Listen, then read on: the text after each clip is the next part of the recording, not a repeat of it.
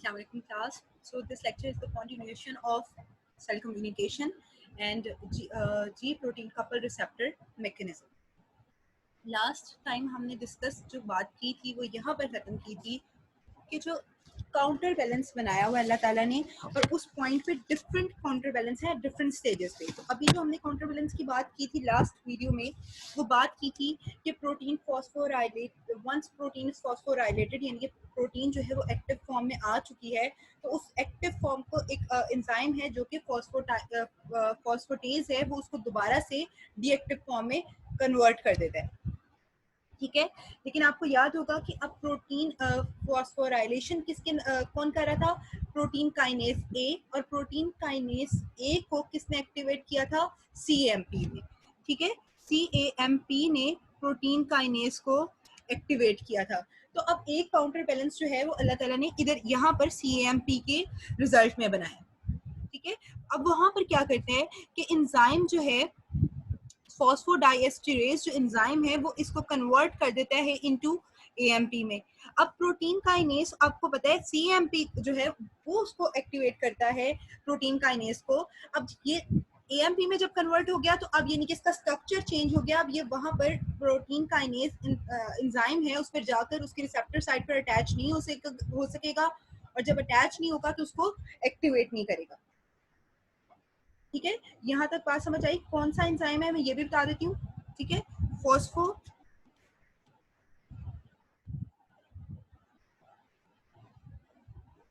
डाइएस्टरेज,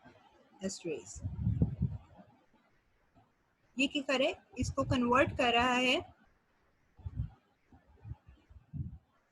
CMP को into AMP में। Okay, ठीक है, यहाँ तक बात समझ आ गई। अब एक जो ये तो काउंटर बैलेंस है, लेकिन आपको याद होगा कि ये सीएमपी किसके नतीजे में बना था? सेकंड मैसेंजर जो है वो किसके नतीजे में बना था? जब मैसेंजर सिग्नल लेकर आया था और जी प्रोटीन कपल रिसेप्टर पर आकर अटैच हुआ था। ठीक है, जब वो वहां से हट जाएगा यानी कि लिगेंड और रिसेप्टर की आपस में इंटरेक्शन की वजह से जो है वो सेकंड मैसेंजर बना था।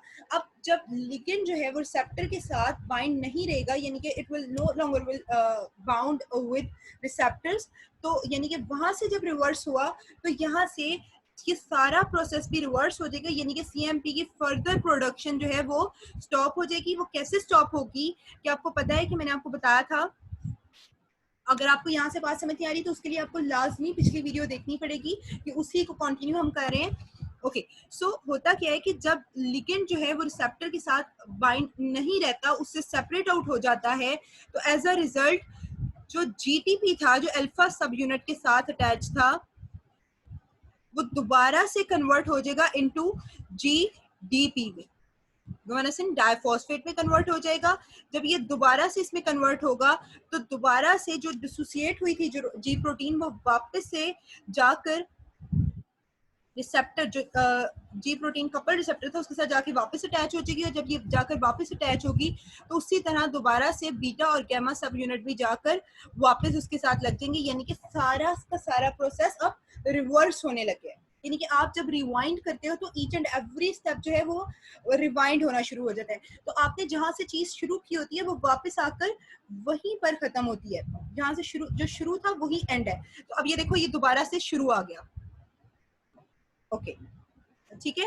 ओके, ये तो मैंने आपको सिर्फ क्योंकि हम काउंटर बैलेंस की बात कर रहे थे उसी को मैंने कंटिन्यू किया। अब दोबारा एक कंटिन्यूशन हम बात की कर रहे थे। ये जो अभी तक हमने देखा वो क्या था? As a result of G S. अब सेकेंड टाइप क्या है? G I. This I for stand for inhibit.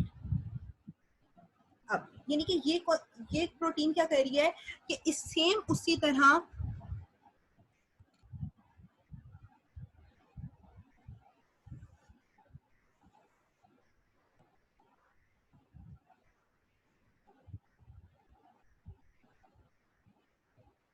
Second messenger, ठीक है, ये कहाँ है?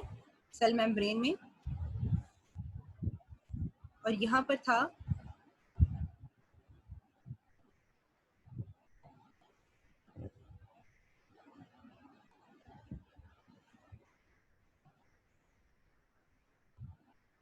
ठीक है, यहाँ पर मैं सिर्फ जी प्रोटीन जो है उसको बना देती हूँ। इसके 3 सब यूनिट्स हैं, मैंने शॉर्टकट में बनाया, ठीक है। अब यहाँ पर आप कह लो कि एक यहाँ पे ये कौन सी है, GS, लेकिन इसी सेल मेम्ब्रेन में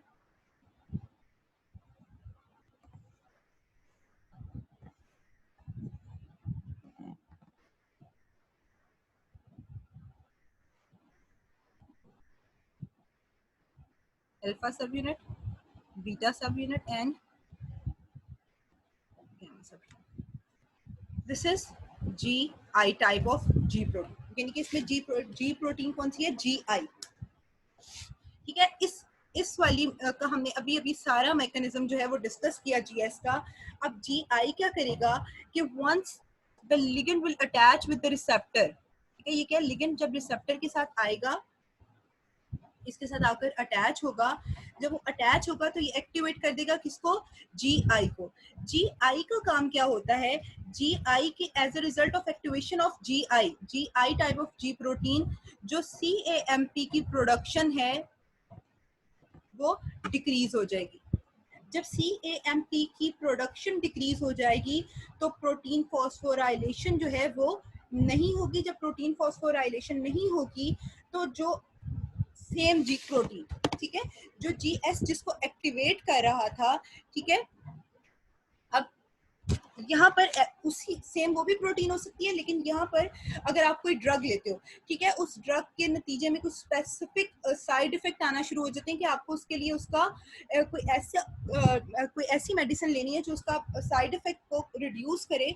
तो अब आपने क्या करना है, आपने कोई ऐसी चीज लेनी है, कोई ऐसी ड्रग लेनी है जिसके रिजल्ट में फंक्शन पहले वाले फंक्शन का या तो ऑपोजिट हो या उसके फंक्शन को, अब एक ड्रग के डिफरेंट फंक्शन होते हैं, उसमें जो ऐसे इफेक्ट होते हैं जो हम डिजायरेबल नहीं होते उनको कहते हैं साइड इफेक्ट।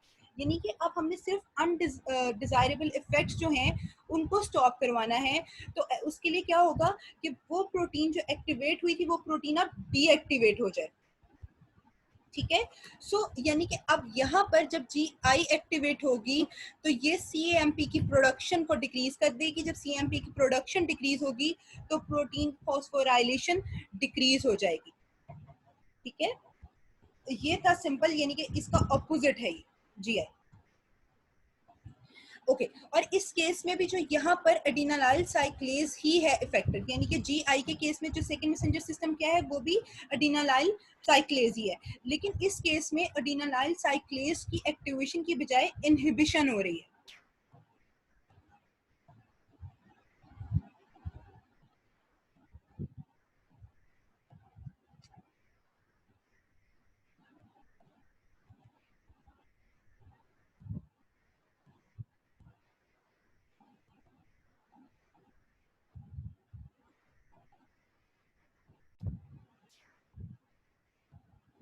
अब नेक्स्ट क्या है, नेक्स्ट हम देखते हैं GQ के केस में।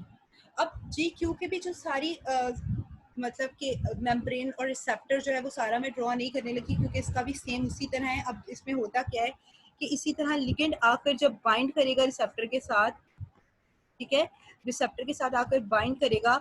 अब रिसेप्टर में इसलिए ड्रॉ नहीं करी कि वो हमने पहले पिक्चर देख ली उसकी कि कैसे होता है, वो लिगेंड रिसेप्टर के साथ जाकर जब बाइंड करेगा तो उसी तरह G प्रोटीन जो है उसकी डिसोसिएशन होगी और G प्रोटीन की डिसोसिएशन के रिजल्ट में जो अल्फा प्लस GDP बनेगा। अब यहाँ पर GDP भी कन्वर्ट होगा, ठीक है।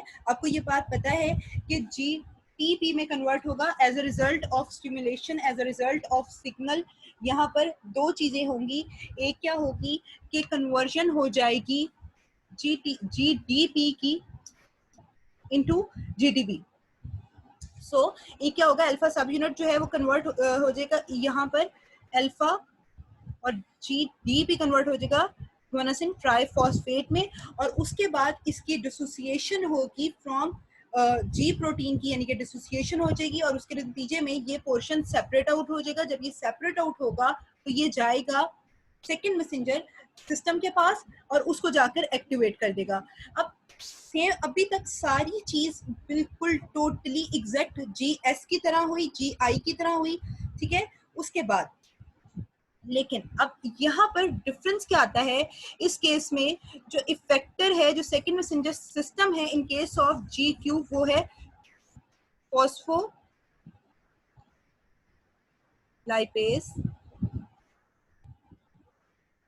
C। ठीक है, फॉस्फोलाइपेज C जो है, अब वो क्या करता है, अब फॉस्फोलाइपेज C जो है वो उसकी एक्टिवेशन से हमारे पास जो सेकंड मैसेंजर सिस्टम बनते हैं वो डिफरेंट बनेंगे। ये मेन डिफरेंस है GQ का। ठीक है, क्योंकि इसके अंदर जो इफेक्टर है, जो सेकंड मैसेंजर सिस्टम है, वो डिफरेंट एक्टिवेट हुआ है। उसकी एक्टिवेशन जब डिफरेंट हुई तो उसके अंदर जो इफेक्टर्स बने, जो सेकंड मैसेंजर सिस्टम से जो सेकंड मैसेंजर बनेंगे वो डिफरेंट होंगे। इसके केस में वो क्या होंगे, IP3 that is inositol triphosphate plus 2 बनेंगे। ठीक है, प्लस डाई असाइल ग्लिसरॉल, ये 2 तरह के सेकंड मैसेंजर बनेंगे।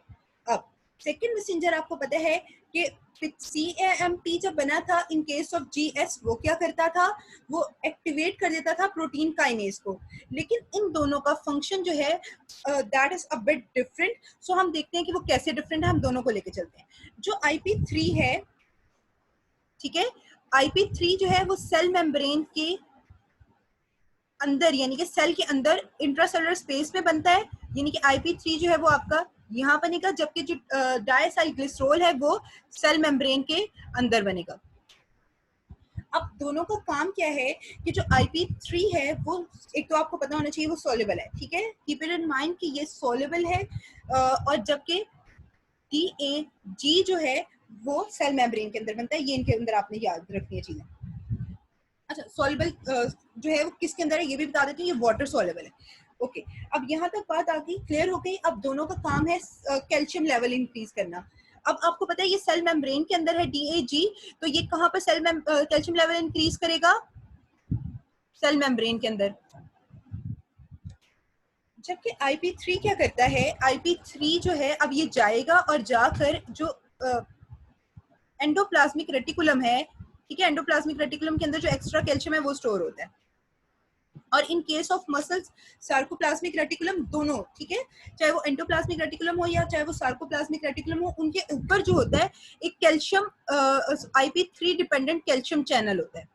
IP3 डिपेंडेंट कैल्शियम चैनल का मतलब ये है कि इसकी जो इस चैनल की ओपनिंग और क्लोजिंग है वो IP3 पे डिपेंड करती है। जब इस चैनल के ऊपर आकर IP3 अटैच होगा तो वो इस चैनल को ओपन कर देगा। जब ये चैनल ओपन होगा तो कैल्शियम जो है, once this channel is open, ठीक है, ये अब उसके ऊपर जाके जब अटैच हो गया तो आपको देखो ये अब यहाँ से ये चैनल जो है ये इसके ओपन हो गया। जब ये चैनल ओपन हो गया तो आपका जो कैल्शियम का फ्लो है वो सेल के अंदर आने लग जाएगा, जब यानी कि सेल के अंदर कैल्शियम का लेवल इंक्रीज हो जाएगा। यहाँ तक बात समझ आ गई कि जो डायसाइल ग्लिसरॉल है, ये इनोसिटोल ट्राइफॉस्फेट है, दोनों ने क्या किया है, कैल्शियम के लेवल को इंक्रीज कर दिया है। अब कैल्शियम जो है वो डिफरेंट तरह से, कैल्शियम के बजाते खुद भी एक्शन है, जिस तरह वो कंट्रैक्शन में इन्वॉल्व होता है। ठीक है, अब आपको उसके लिए कैल्शियम के फंक्शंस देखने पड़ेंगे, जो कि स्पेशली जो अगर आप हार्ट के बारे में पढ़े हो या मसल्स के बारे में पढ़े हो तो आपको बहुत अच्छे से आइडिया होगा। लेकिन अगर हम अभी इस वीडियो में डिस्कस नहीं करेंगे, हम इंशाल्लाह इसको फिर किसी नेक्स्ट वीडियो में डिस्कस कर लेंगे, जब हम हार्ट डिजीजेस पढ़ रहे होंगे या फिर हाइपरटेंशन। ओके, फॉर नाउ अब क्या होगा कि इस वाली केस में इसका एक, जहां पर कैल्शियम के और बहुत से फंक्शन है, उधर ही कैल्शियम का एक फंक्शन ये है कि कैल्शियम क्या करता है, प्रोटीन काइनेज C को, पहले हमने प्रोटीन काइनेज A टाइप देखी थी जो CMPX से एक्टिवेट होती थी, ये प्रोटीन काइनेज C को एक्टिवेट कर देता है। अब प्रोटीन काइनेज C एक्टिवेट होगा तो उसी तरह वो प्रोटीन फॉस्फोराइलेशन करवाएगा और उसके बाद प्रोटीन फॉस्फोराइलेशन मतलब प्रोटीन एक्टिवेट हो जाएगी और एक्टिवेट होने के बाद वो रिस्पॉन्स देगी, फंक्शन परफॉर्म करेगी। ठीक है, यहाँ तक आई होप सो कि यहाँ तक बात क्लियर हो गई। अब यानी कि यहाँ पर सेकंड मैसेंजर जो है वो जो है आपका कौन सा है, these two are the second messengers। अब ये डिस्कस करने के बाद हम लोग ये डिस्कस कर लेते हैं अब एक कि नाइट्रिक ऑक्साइड अगर एज अ लिगेंड आके अटैच होती है। अगर नाइट्रोजन ऑक्साइड आकर एज अ लिगेंड अटैच होती है on the receptor that is G protein coupled receptor, तो फिर as a result of that क्या होगा कि अब जो सेकेंड मैसेंजर सिस्टम एक्टिवेट होगा। मैंने बात क्योंकि पीछे से सारा सेम रहता है इसलिए मैं बार बार उस चीज को डिस्कस नहीं करी, ठीक है। जो चीज अब आकर सेकेंड मैसेंजर सिस्टम जो as a result of nitric oxide, when nitric oxide NO when nitric oxide is ligand and once it is bound with receptor, receptor के साथ ये बाइंड हो गई। रिसेप्टर कौन सा है?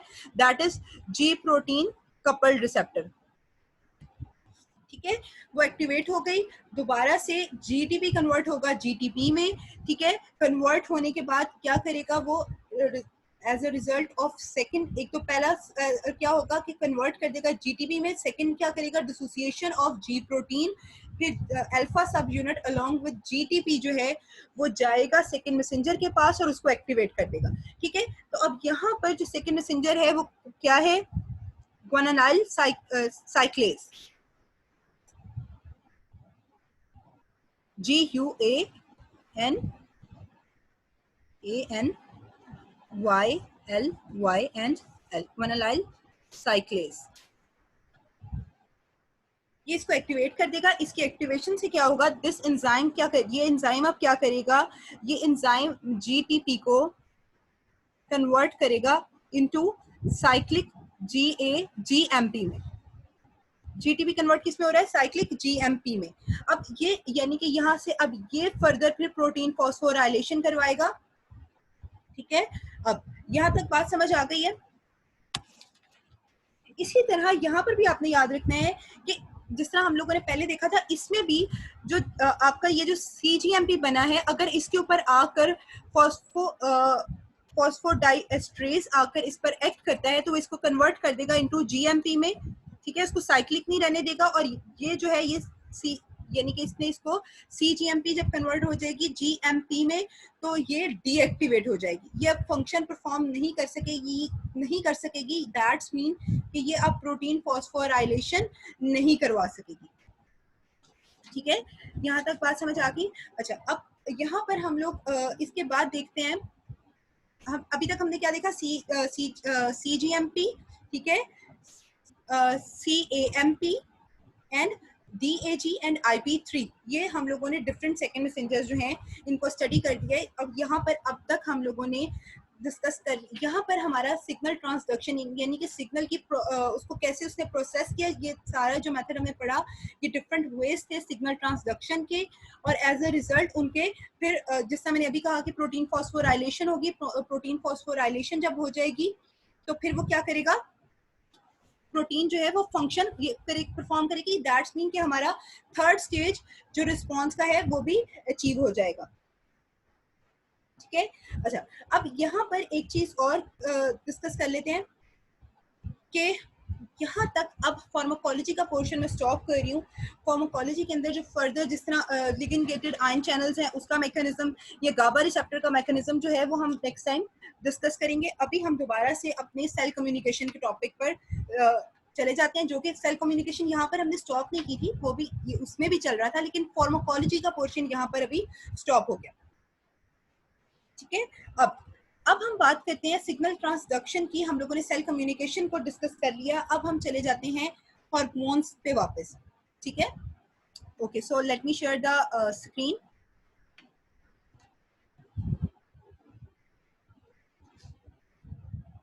यहाँ पर हमने देखा था कि कम्युनिकेशन सोर्स में एक क्या है?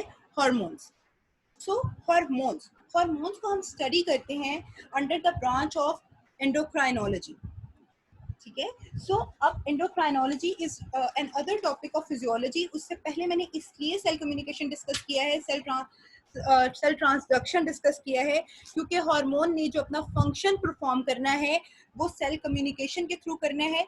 उसने जो अपना यानी कि उसका जो मैकेनिज्म ऑफ एक्शन है वो उसने सिग्नल ट्रांसडक्शन के अंदर जो हमने अभी पढ़ा, जी प्रोटीन कपल रिसेप्टर, ठीक है, ये सारा उसके थ्रू वो करेगा, वन ऑफ द मेथड, ठीक है। ओके, सो आगे आप स्टार्ट करते हैं एंडोक्राइनोलॉजी। एंडोक्राइनोलॉजी होता क्या है, उसमें हम क्या स्टडी करते हैं, ये तो अभी आपको अभी मैंने बता दिया, उससे क्लियर हो गया कि एंडोक्राइनोलॉजी में हम लोग हार्मोन्स को स्टडी करते हैं।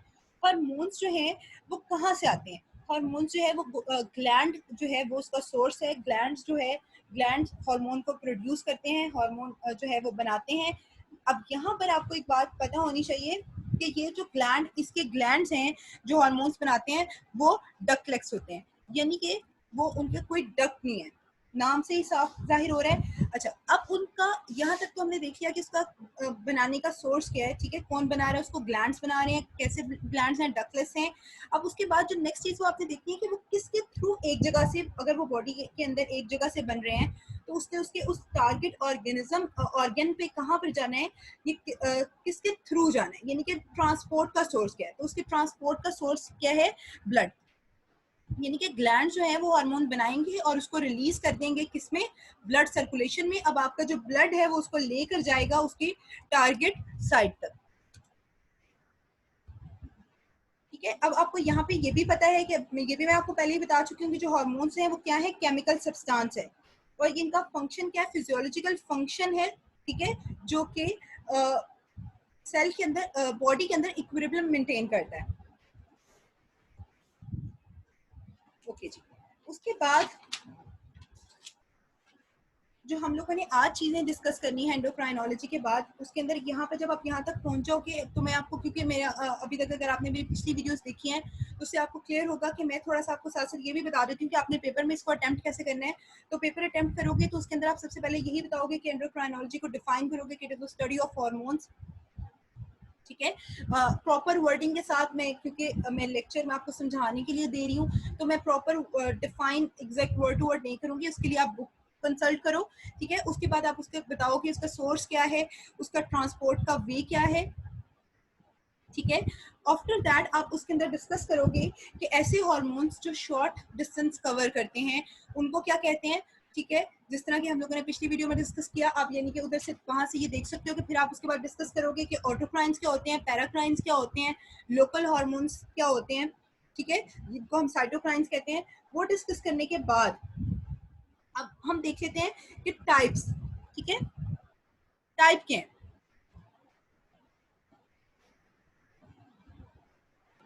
हार्मोन्स की, टाइप क्या है, ये देखते हैं ऑन द बेसिस ऑफ कि वो उनकी नेचर क्या है।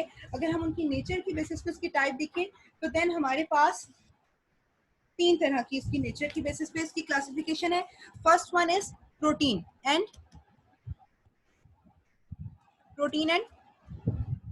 पॉलीपेप्टाइड,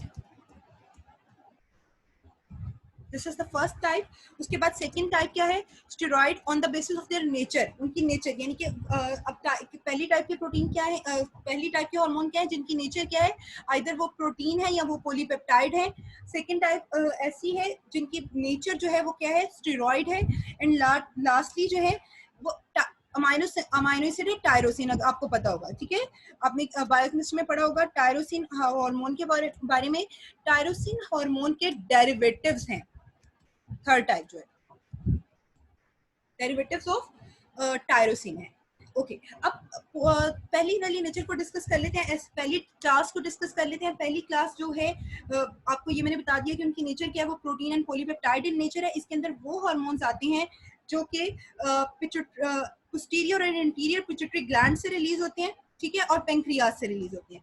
वो हार्मोन्स जो पेंक्रियाज या interior interior posterior pituitary gland से रिलीज होती है, वो कौन सी नेचर के होते हैं, प्रोटीन एंड पॉलीपेप्टाइड। स्टेरॉइड्स जो होते हैं वो क्या होते हैं, पहले मैं इनकी ये तो कह रही हूँ कि इन सेकंड टाइप जो है उसकी नेचर जो है वो स्टेरॉइडल इन नेचर है, लेकिन स्टेरॉइड्स होते क्या है, स्टेरॉइड ऐसे ऑर्गेनिक कंपाउंड है जिसके अंदर 4 रिंग्स होते हैं, और वो 4 रिंग्स एक स्पेसिफिक वे में आपस में कनेक्ट होते हैं।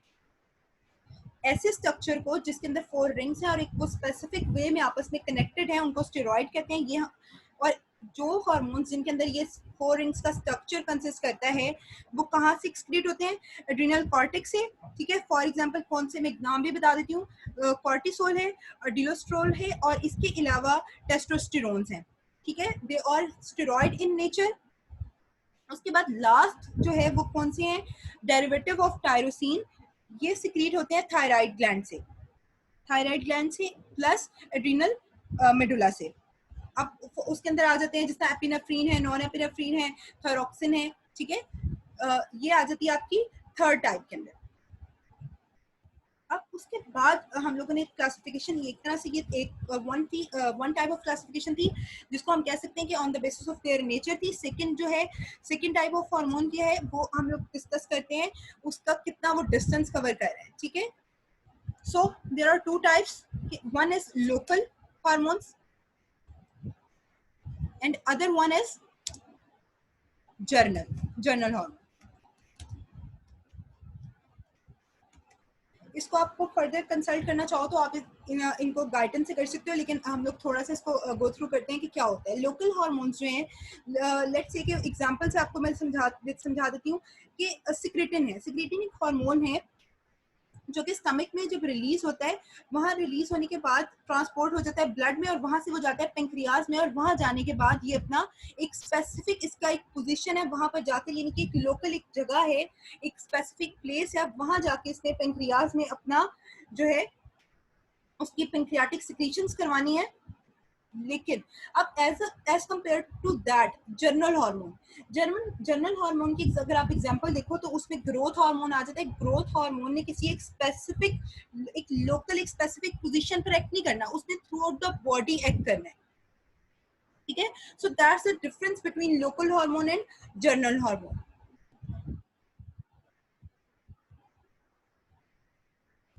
Let's discuss mechanism of action of hormone। उसमें क्या है कि यहाँ पर मैं आपको व्हाइट बोर्ड पे शेयर करके करवा देती हूँ।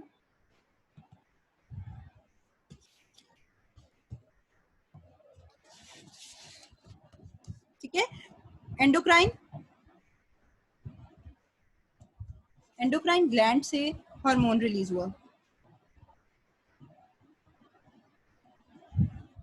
जब हार्मोन वहां से रिलीज हो गया तो अभी तक आपने ये पहले ही पढ़ चुके हो कि वो जाकर रिसेप्टर के ऊपर बाइंड करेगा। अब जब वो रिसेप्टर के ऊपर बाइंड करेगा तो तीन तरह से वो अपना एक्शन दे सकता है, ठीक है, तीन तरह से। फर्स्ट क्या है कि वो जो आपकी सेल मेम्ब्रेन है उसके अंदर चैनल्स हैं, ठीक है, जिसको लिगेंड गेटेड आयन चैनल्स कहते हैं, उन सेल मेम्ब्रेन के अंदर होते हैं, ठीक है। ये उन मेम्ब्रेन के उस मेम्ब्रेन के अंदर जो चैनल है उसकी परमेबिलिटी जो है उसको चेंज कर देगा, यानी कि अलाउ करेगा कि उसके अंदर से आयंस जो हैं वो आइदर वे पास हो सकें, ठीक है। तो अब मैं इसको आपको बता भी देती हूँ। Alter the channel permeability bye acting on pre existing channel, ठीक है। अब ये प्री एग्जिस्ट कर रहे थे ना, पहले से ही थे, मौजूद थे, इसने बस उसकी परमेबिलिटी को चेंज कर दिया। This is the first way कि वो रिसेप्टर के ऊपर एक्ट करने के बाद कैसे एक्ट कर सकते हैं। इसी वीडियो में मैंने पहले वर्ड यूज किया था कि लिगेंड गेटेड आयन चैनल के मैकेनिज्म को मैं आपको बताऊंगी। तो यहाँ पर आप लोगों के लेवल पे फर्स्ट प्रॉफ में इतना काफी है कि वो आएगा, उसकी जो प्री एग्जिस्टेंट चैनल है उसकी परमेबिलिटी को चेंज करेगा। This is the first way कि वो रिसेप्टर पे ऊपर बाइंड करने के बाद इस तरह से एक्ट कर सकते हैं। सेकंड क्या है, अब सेकंड बताने लगी, ठीक है।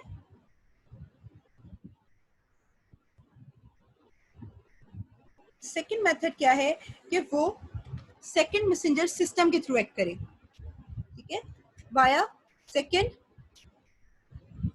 मैसेंजर एक्ट करे। ये भी हमने बहुत डिटेल में पीछे डिस्कस कर लिया, ठीक है। सेकंड मैसेंजर जो है उनको हमने पीछे भी बहुत डिटेल में डिस्कस किया है, वो सेकंड मेथड है। थर्ड मेथड जो है ये स्पेसिफिकली थायराइड हार्मोन्स के लिए है। इसके अंदर क्या होता है कि ये एक स्पेसिफिक जीन को एक्टिवेट कर देते हैं, ठीक है, एक्टिवेशन ऑफ स्पेसिफिक जीन। ये कौन कर रहा है, मैंने आपको भी बता दिया कि थायराइड हार्मोन के अंदर ये स्पेसिफिक चीज है, ये एक स्पेसिफिक जीन को एक्टिवेट कर देते हैं। आपको पता है अब जीन क्या करते हैं, जीन जो है वो प्रोटीन फॉर्मेशन के लिए सिग्नल भेजते हैं कि किस तरह की प्रोटीन की फॉर्मेशन हो। अब जिस तरह की भी प्रोटीन की फॉर्मेशन ये करवाएंगे वो उसके अकॉर्डिंग उसका फिजियोलॉजिकल रिस्पॉन्स देंगे। तो अब यहाँ पर क्या है, अच्छा, और यहाँ पर ये सारा जो एक्टिवेशन ऑफ स्पेसिफिक जीन है ना, ये इनसाइड द न्यूक्लियस होती है। सो वाहिद थायराइड ग्लैंड्स हैं जो न्यूक्लियस के अंदर जाकर अपना फंक्शन परफॉर्म करते हैं।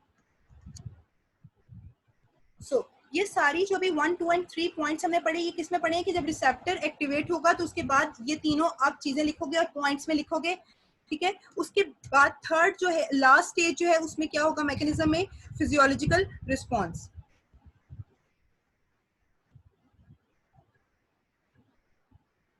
So this is the mechanism of action of hormones. और अभी जो हमने पीछे बहुत डिटेल में डिस्कस किया वो इसमें से सिर्फ एक है, और इसके अंदर मैंने आपको भी बता दिया कि आप थोड़ा सा बता सकते हो कि यही कि वो प्री एग्जिस्ट चैनल्स हैं, वो उसकी परमेबिलिटी को चेंज कर देगा, और जब उसकी परमेबिलिटी को चेंज करेगा तो जाहिर बात है एक्स्ट्रा सेलुलर फ्लूइड से जो है वो इनसाइड द सेल जो है वो अलाउ करेगा आयंस को, आयंस की मूवमेंट को, इसी तरह इनसाइड द सेल से वो आउटसाइड द सेल भी अलाउ करेगा, ठीक है। इसके